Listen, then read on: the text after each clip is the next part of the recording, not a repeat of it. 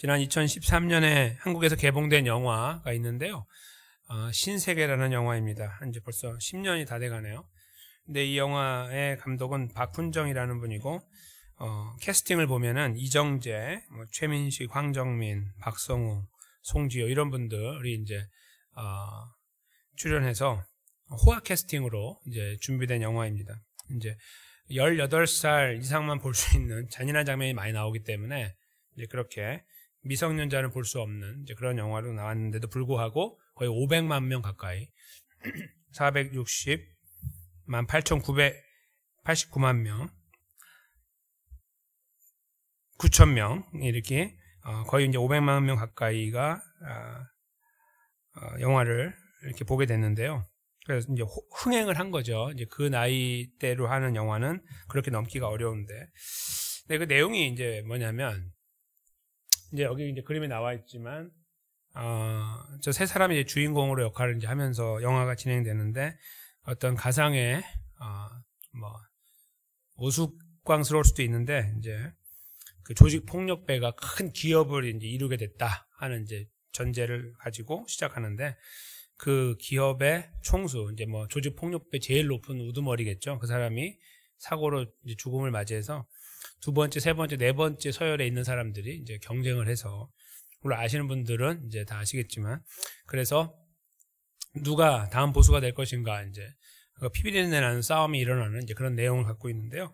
이제 그 내용을 이제 그 상황 속에 경찰이 개입을 해서, 이것을, 저들이 안에서 이렇게 매니지 해가지고 다시 이어지게 하지 말고 우리 경찰이 그것을 움직일 수 있도록 해보자 해서 그 프로젝트명이 신세계인데, 거기에 이제 경찰을 여러 명을 투입을 해서 이제, 경찰인지 아닌지 모르게 해서 이제 그렇게, 그 조직에 개입을 하기 시작해요, 경찰이.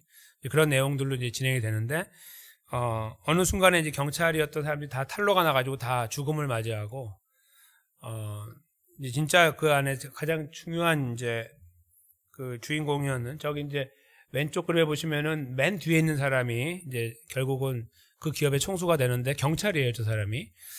이정재. 근데 저 사람이, 사실은 그렇게 되려고 한 게 아니라 자기는 그만두고 싶었는데, 이런 일을. 근데 어떻게 밀려서 이렇게 가서 결국은 조직 폭력배의 이 큰 기업의 보스가 되는 것으로 끝나거든요. 근데 저 사람이 왜 경찰이었는데 잡히지 않았느냐 하면, 지금 저기에 드러나고 있는 또 한 명의 주인공이 있어요. 황정민이라는 분이 이제 분한 건데, 이제 그분이 역할하는 그 역할이 이제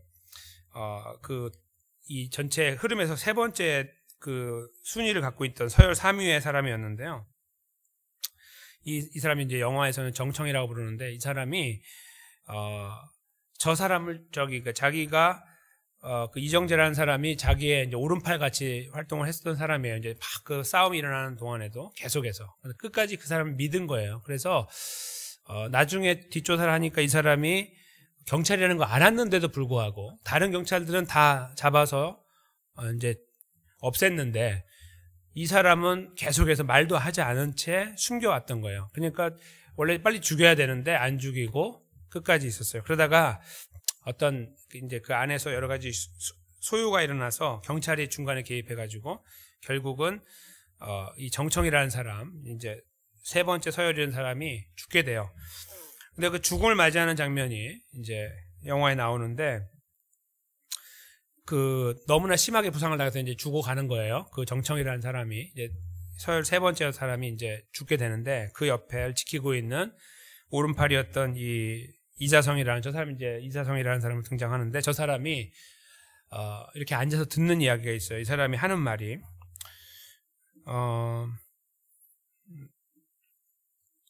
이제 그만 선택해라, 이런 말을 이제 해요. 이제 무슨 말이냐면은, 너 자꾸 양다리 걸치지 말고 하나를 선택해라. 죽어가면서 그렇게 말을 하고, 그 다음에 이제 독한 마음 먹고 제대로 진행해라, 뭐 이런 식의 의미를 가진 말들을 이제 던져요. 그때까지 저 사람은 죄송합니다. 이 사람이 말하는 내용이 어떤 건지 잘 몰랐어요. 나중에 이제 이 사람이 죽고 나서 그 사람이 남긴 유품을 봤는데 그 안에 자기의 이력서가 들어있는 거예요. 그러니까 자기가 경찰이라는 것을 뻔히 알고 있는데 살려둔 거예요. 금고에 넣어가지고 아무도 보지 못하게 하고 자기만 알고 있었던 거예요. 그래서 자기는 죽고 이제 그 경찰이 네가 경찰로 살 거냐 폭력배로 살 거냐 하나만 택해라 그런 말이었던 거예요. 나중에 보니까. 근데 왜 이 사람이 이렇게 이 사람을 아꼈을까요? 근데 그게 영화의 끝자락에 나와요. 6년 전으로 돌아가는데 둘이 아주 몸을 부딪히며 살았던 거예요. 어려운 일을 함께 하고. 그러니까 동고동락이라는 말 아시죠? 그러니까 저 사람하고 이 마지막까지 산 저 주인공이 서로 그 밑바닥부터 같이 올라온 거예요. 같이 부딪히면서 같이 밥 먹고 같이 싸움하고 같이 이기고 같이 즐거워하고 막 그렇게 살아왔던 시간들을 이제 하나의 장면으로 딱 보여주는 거야. 이런 이유 때문이었다 하는 거죠. 그걸 이제 보는 사람들로 하여금 알게 하는 거. 아, 저렇게 해서 이렇게 끈끈한 관계가 됐구나. 이걸 보여주는 거야. 심지어는 경찰과 폭력배는 적인데도 불구하고 아무도 끊을 수 없는 관계가 됐구나. 그걸 보여주는 거예요. 그 내용 자체가 뭐 아주 뭐 재미있고 막 화려한 그런 내용은 아니지만 저런 몇 가지 그 내용들은 인생을 말해주고 있다 생각이 들어요. 동고동락이라는 단어. 저희가 잘못 사용해서 동거동락이라고 쓰기도 하는데 동고거든요. 고. 이제 힘든 거예요. 그래서 힘든 것도 같이 하고 즐거운 것도 같이 한다. 이제 그런 표현인데 그것이 갖고 있는 결과는 인간이 웬만하면 끊을 수 없는 그런 관계를 형성할 수 있구나 하는 것을 이제 보여준다. 저는 이렇게 생각을 하거든요. 근데 오늘 하나님께서 이스라엘 백성들을 이제 광야로 이끌어내신 다음에 애굽에서 이 여러 가지 이제 말씀을 많이 주시고 방향들도 잡아주시고 여러 가지 그 성막이나 이런 것들도 설명해 주시고 준비하게 하신 다음에 저희가 지난 시간에 봤던 것처럼 남자들을 이제 추스려 가지고 군대를 형성할 수 있도록 하고 다음 단계가 이제 오늘 본문인데 그들이 어떻게 살고 진행할지를 이제 설명하고 계시는 것을 이제 보게 돼요. 근데 그 내용이 아주 딱 닮아 있어요. 동고동락이에요. 그걸 저희가 한번 찾아보려고 합니다.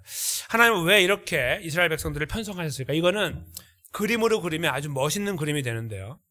잠깐 설명을 해드리겠습니다. 저희가 이제 앞에 나오는 내용들을 읽어서는 그림이 잘 안 그려지시니까 설명을 해드리면 12지파가 성막을 중심으로 진을 칠수록 했는데 동서남북을 정확하게 이제 가렸어요. 하나님께서.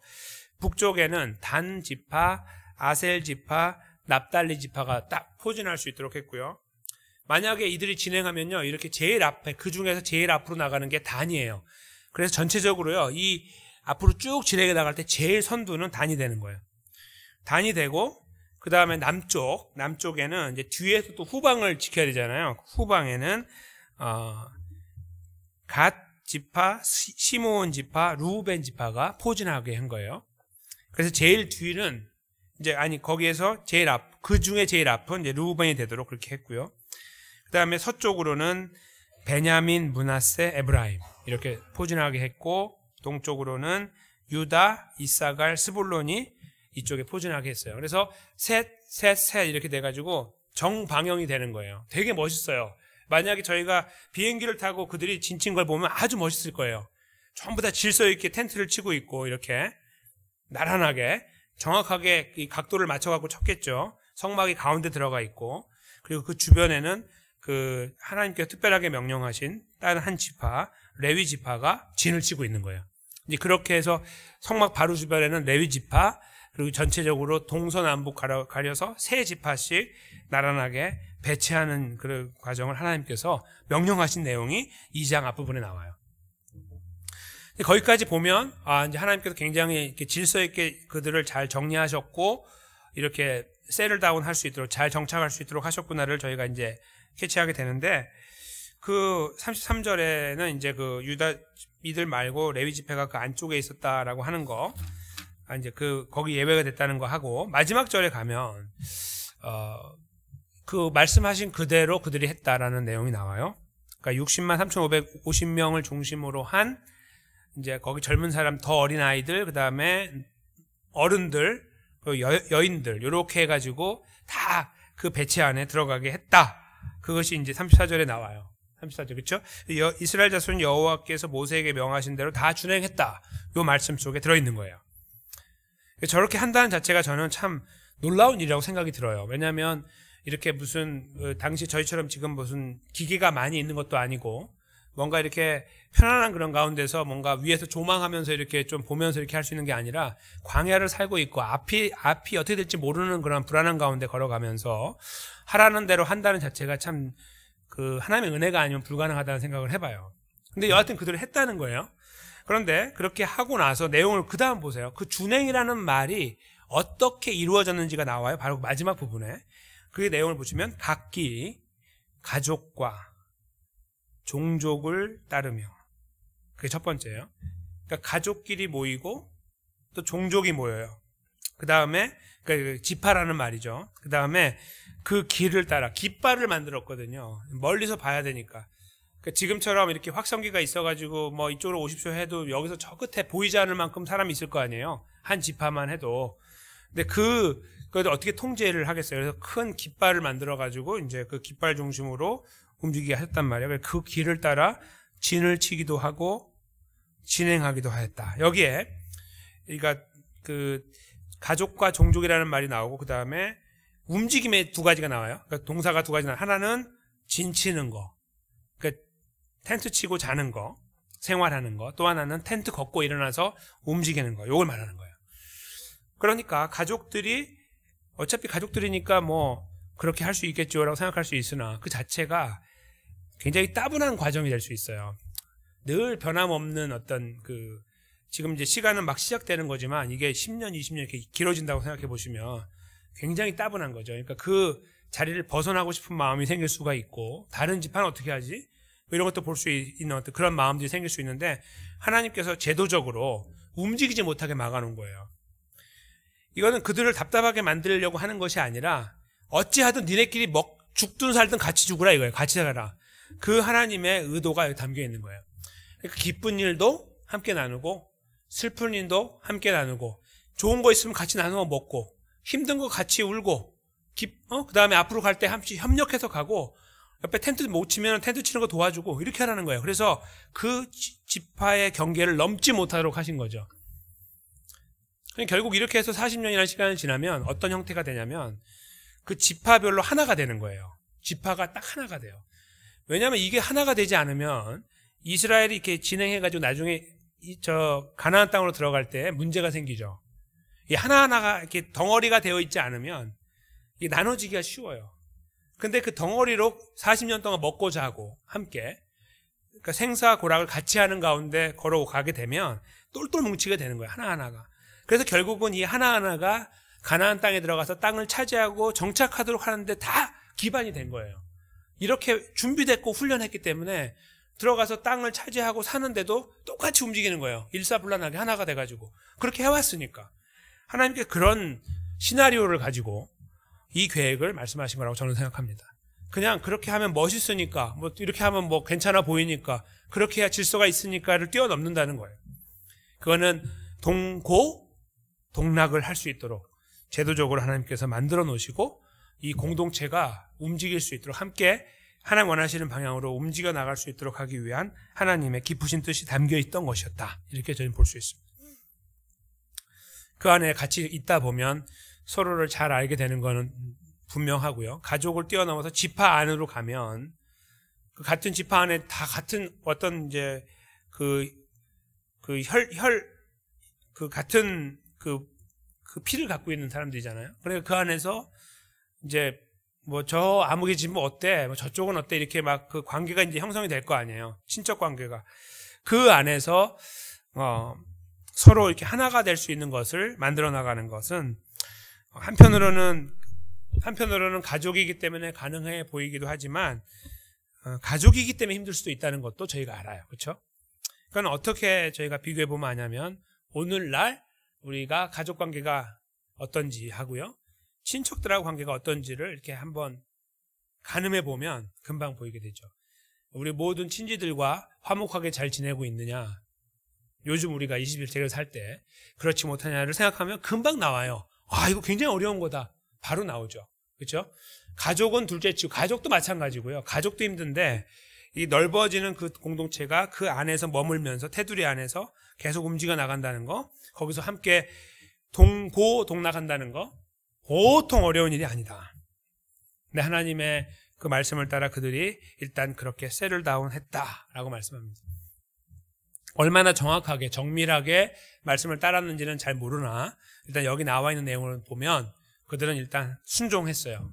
그리고 그 모습을 지켜나가기 위해서 노력했다 하는 것을 저희가 발견하게 됩니다.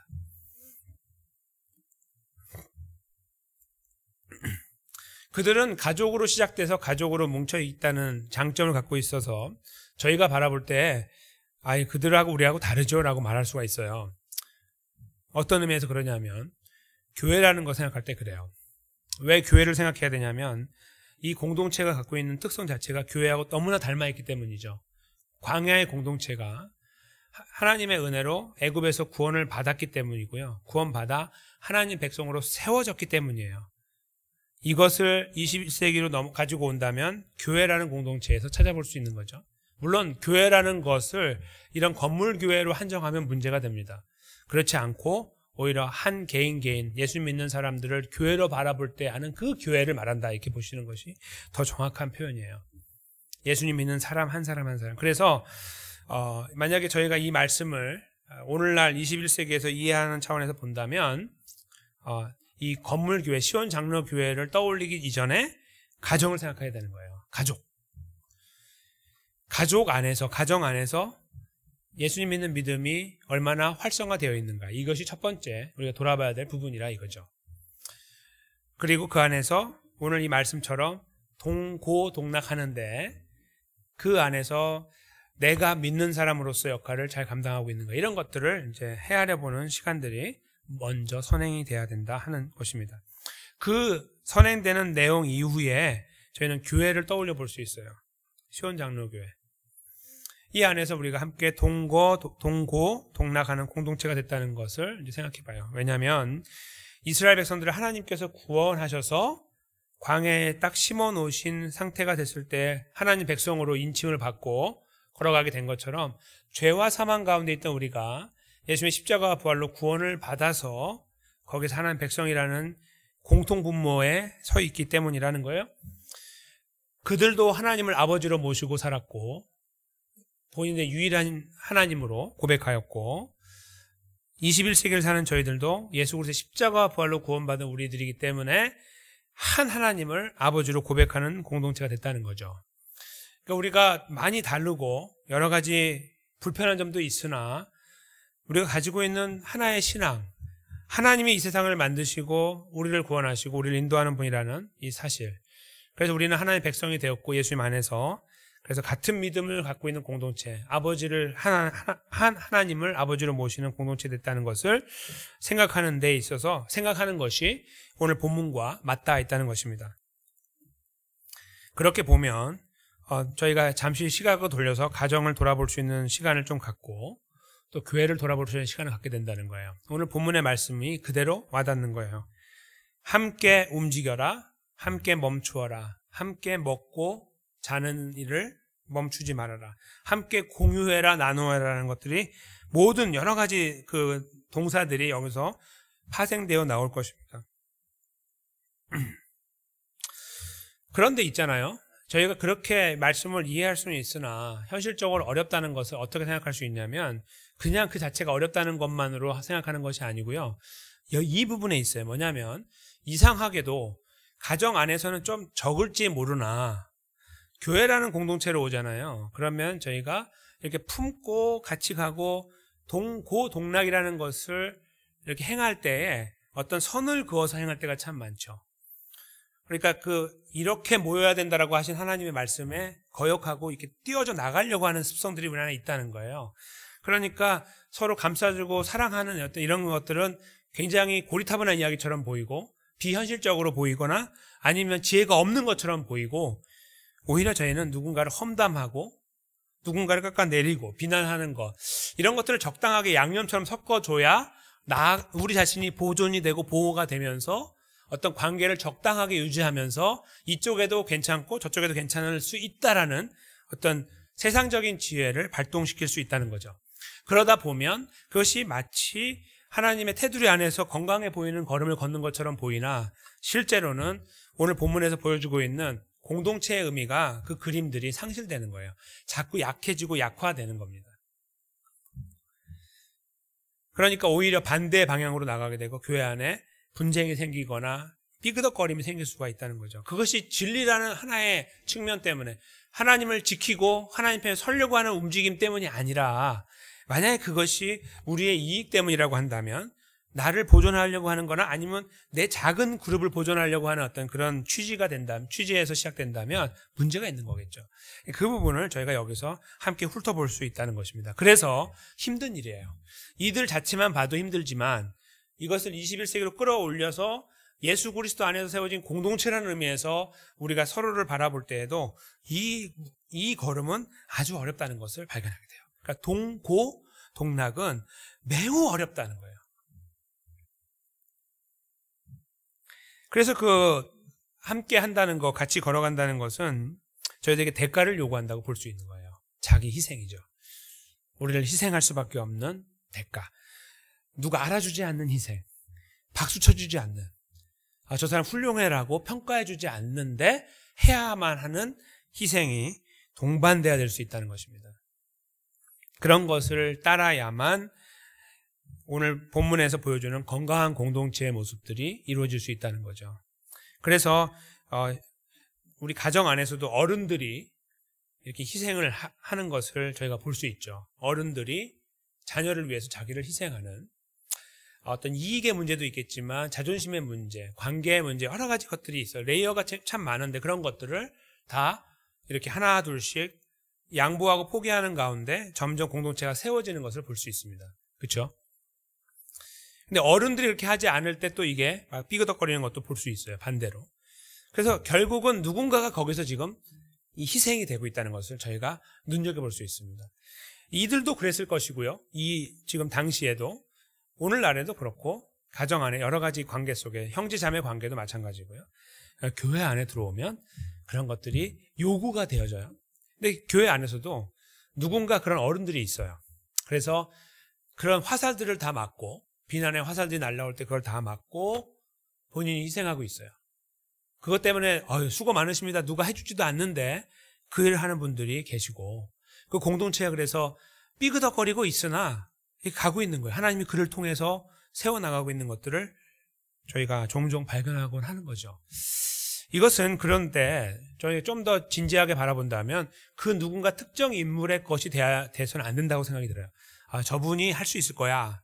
이분이 그동안에 잘 전담해 왔으니 그분이 하겠지라는 것이 아니라 이 말씀을 저희가 잘 이렇게 깊이 생각한다면 이것은 이제 우리의 것이 그 특정인의 것이 아닌 우리 것이 돼야 되겠구나라는 생각, 저희는 그 지점까지 함께 나아가야 되지 않을까 생각하는 것입니다.